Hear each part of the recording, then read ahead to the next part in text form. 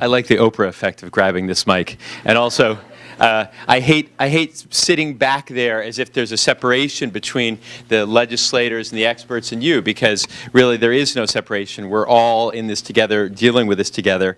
And just to give an example of that, for adults and students alike, raise your hands if you feel at some point in your life you have witnessed an incident of bullying.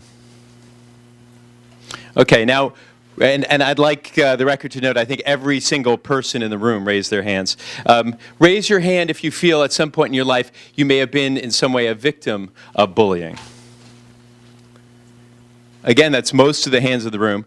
And raise your hands if, looking back, you realize maybe at some point you yourself may have engaged in behavior that someone else may have perceived as bullying. Again, I would say a majority of the room. So this is a pervasive problem. It's a societal problem. It affects not just children, but adults. And that's why it's so hard to address, because there is this dark part of human nature that leads people sometimes to do the wrong thing.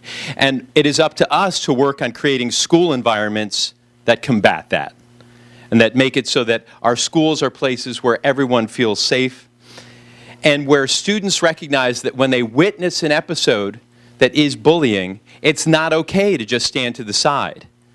That if you stand aside and let it happen, you're part of the problem, and that you have to step in and help the person who's a victim to be part of the solution and to change the environment of your school.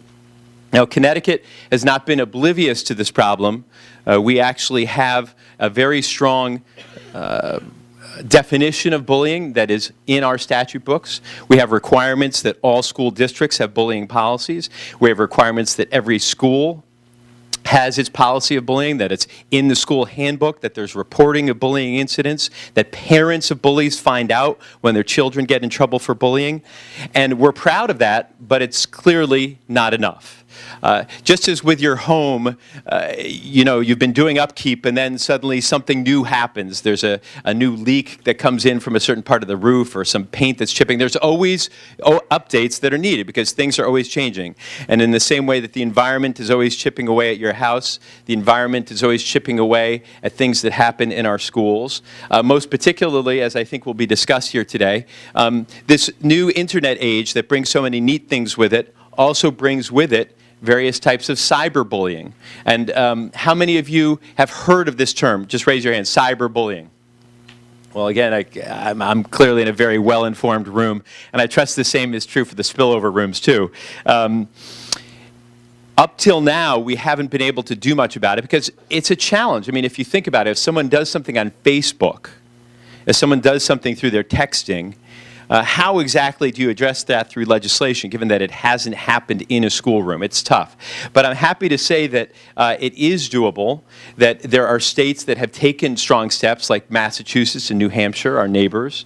I'm holding in my hand a first draft of an effort that we're going to look at this year to incorporate cyberbullying into our broader definitions of bullying in Connecticut, because there are ways you can do it. If something that happens at Facebook, if something that happens with texting or with a website affects your ability to perform at school, then it becomes the school's business.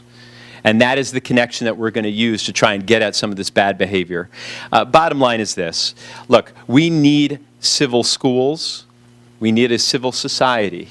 We need everyone to understand that every person is worthy of respect and dignity and proper treatment, whether they're like you or different from you. Does that make sense? So you're going to hear from all sorts of experts today who know a lot more about this topic than I do. But I just wanted to give great praise to the Commission on Children and to all these experts who've assembled to help make sure that we do move forward this year. Let's give them all a big round of applause.